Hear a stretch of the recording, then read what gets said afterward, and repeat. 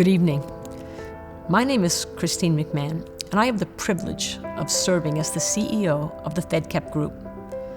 I'm sitting here reading about our history. I love history. I think it helps us to better understand today and to prepare for the future. Every time I read about all that Fedcap has done in the past 85 years, I'm deeply moved. What a legacy. Our company was founded by three men following World War I who could not find a job due to their disabilities. I wonder if those three men had any sense of how transformative Fedcap would be.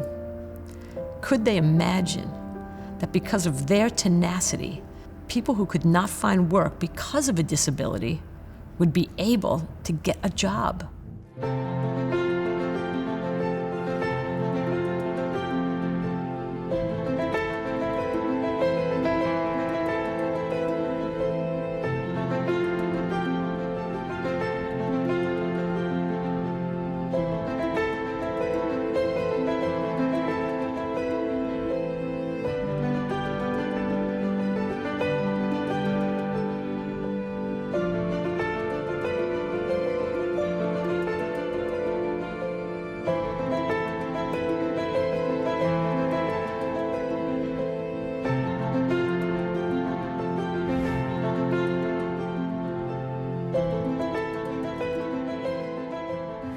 During these past 8+ decades, it is remarkable how Fedcap has evolved.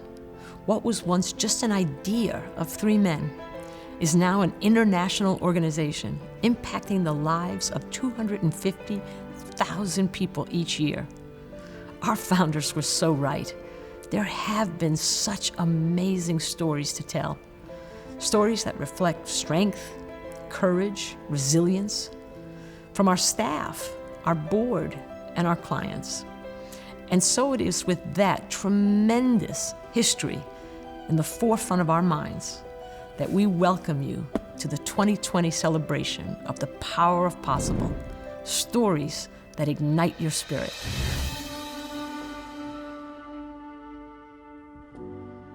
My name is Jorge Alvarado.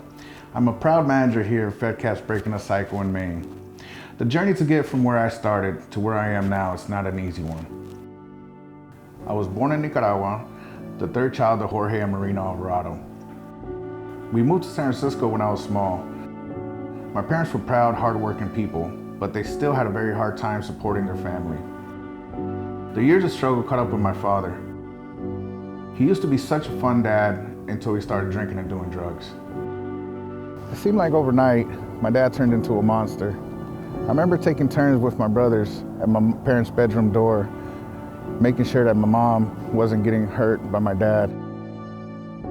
He had hurt her many, many times, and we wanted to protect her. I remember I was 8 years old when my dad almost killed my brother. He had hit him in the back of the head with a metal curling bar.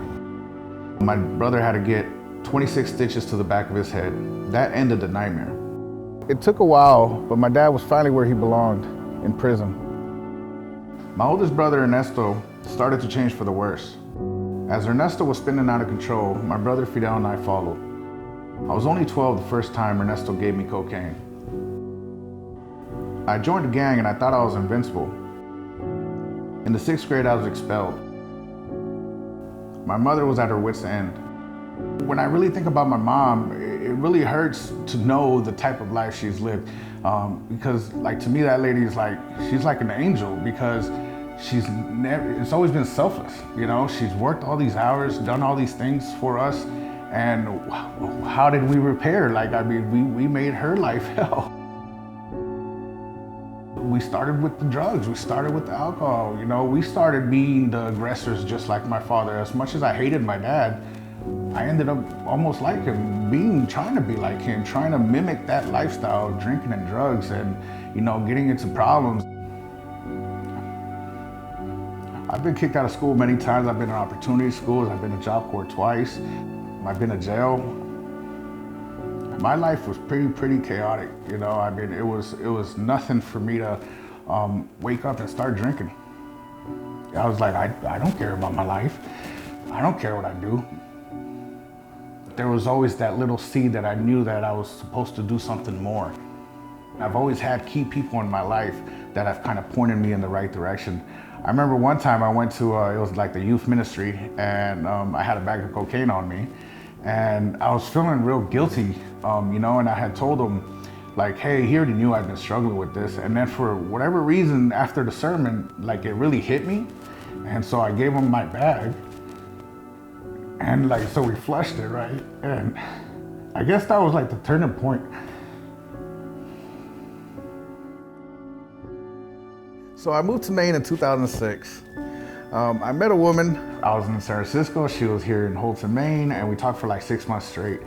And then I finally said, I want to come meet you, right? So I came here and I stayed with Leona for 7 days. I remember I tore up my plane ticket and I was like, I'm not ever going back, because I didn't want to go back. Even after telling Leona everything I had done, the life I had lived before, she still wanted to be there for me and motivate me and show me that I could have a different life. I remember when I moved to Maine, I couldn't get a job. I had my security trade certificate from Job Corps. There's no security here in Holton, Maine. There's no high-rise buildings. I struggled here, and at first I was like, well, what are you gonna do? I decided I want to go to school, and I decided that what I wanted to do is really help people like me. I saw college as a job. I saw it as, this is my piece to give something back to my family. In 2016, I was hired by Fedcap. I finally felt all my dedication was starting to bear fruit. I had a hunger inside me to grow professionally. In 2018, I was thrilled to be promoted to the team manager. Our team flourished. In January, I will have been with Fedcap for 4 years, and I just graduated one of the hardest courses I've ever undertaken, and I'm very proud of this award. It's for the Fedcap Leadership Academy. I've been here about 15 years. I've come a long way. I see that. Life is way better now, and I really give a lot of that credit to Leona, to continuing to motivate me and inspire me to be better. I think my future is just going to be so much brighter, continuing to work hard, continuing to try my best at everything I do.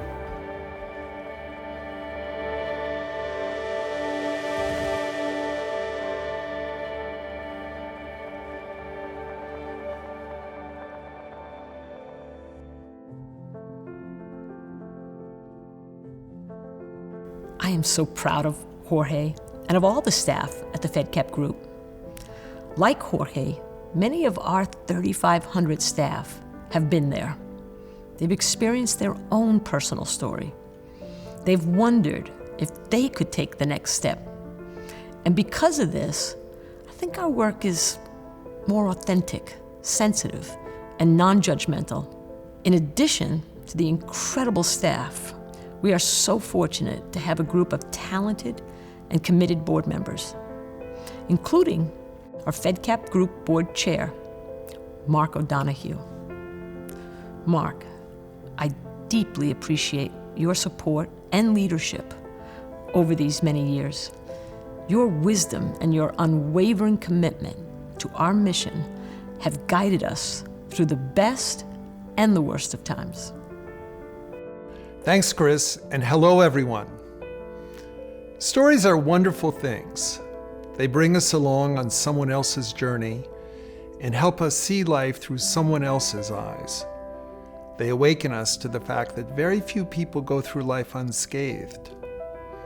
Almost everyone has experienced some degree of sorrow and pain that has changed their life, has made them stronger.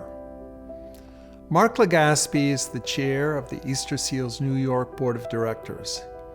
He, like the 110 board members of the many companies of the Fedcap Group, generously volunteers his time and talent.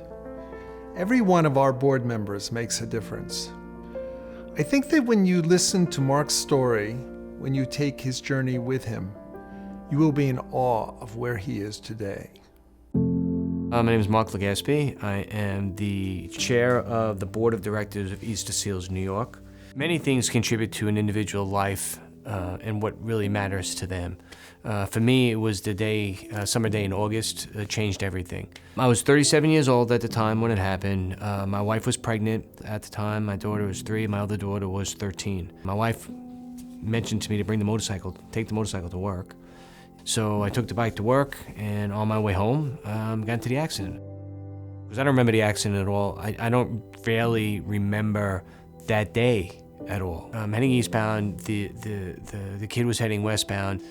I was sitting at a light, and the light turned green. I started to go. He cut in front of me, and my motorcycle went into his car. I must have broke my hand on impact. As I was going over the car, my chin hit the roof of the car, broke. I flew through the air. Flew through the air. And when I landed, I broke my pelvis and ripped all the muscles off my left leg. Broke all the main arteries in the pelvic area. So the first 9 days, I don't remember at all. And they sent me to a rehabilitation center. And that what really made me think about life. Every single day that my 3-year-old would come and visit me, would ask me every day, "Daddy, when you coming home? When you coming home?" That to me was so emotional. I would cry every day. Because here you are, a 37-year-old man that you had the world, and now you have to learn everything all over again. And at that point, I'm like, all right, what do I have to do to get out of here? I'm looking at the other people that are in there, and in my own mind, I'm looking at them, and I'm like, they're not leaving. They're staying here. This is their last place. I'm lucky that I'm getting out of here. All I really wanted to do was to get better, to get out of there so I can provide for my family and do the things I needed to do for them. So it was definitely traumatizing, but it made me look at life completely different. Seeing everything that was going on in the nursing home and seeing all the things that I wanted to do, I wanted to give back. Something there said I have to give back. I want to be there for people that I can see that it's good and I'm bringing happiness to them, right? That one day, my friend Craig Ehrlich, he was the regional vice president of CVS. He was on the board of Easter Seals, and he comes to me and goes, "Mark, why don't you come to one of our schools, get involved, and I'll show you what it is." So he brought me up to the Bronx school. When I'm walking around the school, I'm looking at the school, it's just like any other preschool. It was like looking at my daughter's preschool, but every child here was special. There was something really special about them, and I'm one of the lucky ones that, I'm walking, right, and that I'm not in a wheelchair, and I'm not disabled, and I have healthy kids, and that touched me more than anything else, and I wanted to give back at that point to Easter Seals to help the children, and help people with disabilities. I was on the board of Easter Seals a couple of years later. At that time, I actually became the chairman of the Long Island board, and we sponsored a quadriplegic rugby team. It meant more to me to help them, because every time I see somebody in a wheelchair, that I think that could have been me, that I could have been in that position, and I'm not in that position, and I feel so lucky that I am in that position. And I feel honored that I'm here as a chairman of a non-for-profit helping them do things. I do this work because it could have been me. I spend a lot of my time trying to engage new donors, either through a golf outing or through other kinds of fundraising, because I remember where I was. I know what really matters to me more than anything.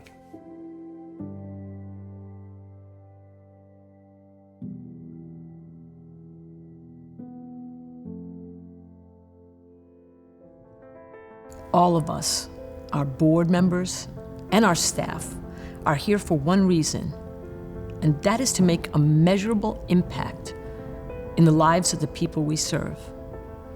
Last year at our Gala, we introduced 5 bold goals, 5 areas where we are implementing innovative solutions to improve the long-term outcomes for children, for youth transitioning from foster care, people with disabilities, and people who have been previously incarcerated, people unemployed. One of these 5 bold goals involved youth going to college and graduating. One of the things that has always mattered to me is ensuring that the young people we serve are encouraged and supported to have big dreams, are inspired to finish high school, go to college, graduate, and have fulfilling careers. Hanifa is one such young person. It's not easy being a teenager. And when you come from a family who's had a lot of pain, it's even harder. For these young people, sometimes the person you perceive is not the person they are inside, and it may take time to really understand them. Sometimes, like Hanifa, a senior at the Fedcap school, says, it just takes that special someone who really sees you for the person you are inside. My name is Hanifa Edwards, and I am a senior at Fedcap School in New Jersey. I have 10 brothers and sisters, so you can imagine what life was like in our home. My mom raised us all alone, and it was not easy. My mom is where I get most of my strength. I am very close to her. She is very kind-hearted. She is very strong. She needed to be. I am real proud of her. What happened in our family was hard, and it was tough on Hanifa. She was angry and had a nasty attitude. But once she got to the Fedcap school, she changed a lot. She has a better attitude. She is calmer. Instead of arguing, she walks away. I want her to go to college. I want her to be happy and successful. I got a brother named Earl Moore. He was a victim of a drive-by shooting at the age of 20. I have a brother that went blind due to a seizure, and I have 2 brothers that was incarcerated 2 to 3 years each. I love my brothers, and what was happening to my family hurt my heart. It was so hard to watch my mom go through all of this pain. It impacted all areas of my life, mostly school. Focusing on school was really hard. I was angry, frustrated, and honestly, I hated school. I never got the sense that they cared if I learned anything or not. I argued with friends, other students, teachers, principals, you name it. They knew about my family, and it was like they already decided I was not worth the effort. I had a bad attitude problem and anger issues. I am not even sure to this day where all my anger came from. But I needed help, and I knew it. Finally, when I was 15, I was kicked out of school, sent to the Fedcap school. Everything was different. It was clean, it was safe, the teachers cared, and it was clear they wanted me to learn. For the first time, someone really saw me. Things didn't turn around right away. I was still angry and ready to argue with anyone, and I still had a very hard time focusing on school. Things really started to change during my internship at United Way. Hanifa came into the internship motivated and ready to work. She showed a very good work ethic, but it was her leadership skills that really stood out. We had 6 kids at the internship, and Hanifa was soon delegating to others and encouraging her peers to resolve conflict and work together. She became a real leader. After the internship, it became much easier for me to focus. I was given responsibility, and I took care of business. The teachers and counselors all offered lots of support, and slowly I started to see, first, I want to get my business degree, but eventually I want to get a PhD in psychology. I am so grateful to Fedcap School for helping me figure out what I wanted to do and encouraging me to go for it. I know that there are a lot of young people struggling just like me, angry, scared, and frustrated. I would say to them, don't give up. Find something that motivates you. Don't be afraid to ask for help. You know, it really fills my heart that my mother is proud of me right now.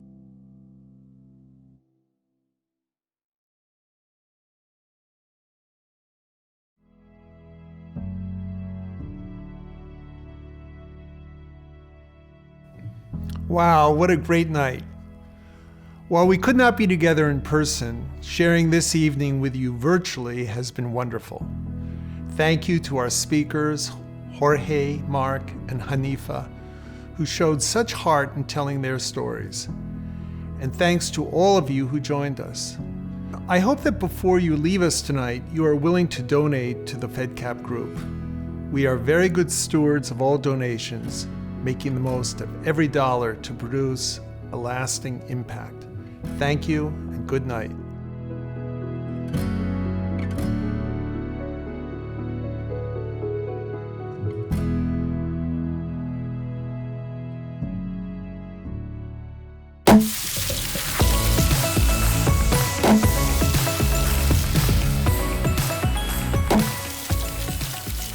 Hey, how's everyone doing? Thank you for attending the gala. Thank you so much for joining us this evening. Thank you all so much for being here today. Thank you for joining. Thank you, everybody. Thank you. Thank you for joining us today. Thank you, friends, for joining us tonight and celebrating this special accomplishment. And thank you for your support. Thank you for your support. Thank you for your support. We appreciate your support. Thanks for your support. Thank you so much for your support to us this year. This year and every year. Thank you. Thank you very much. Thank you for supporting Fedcap. Go Fedcap. Thank you for joining us tonight. Thank you to everyone who joined us tonight. It was great you could join us for the 2020 Gala. I hope you had a wonderful time. We appreciate it. Thank you. Have a good one.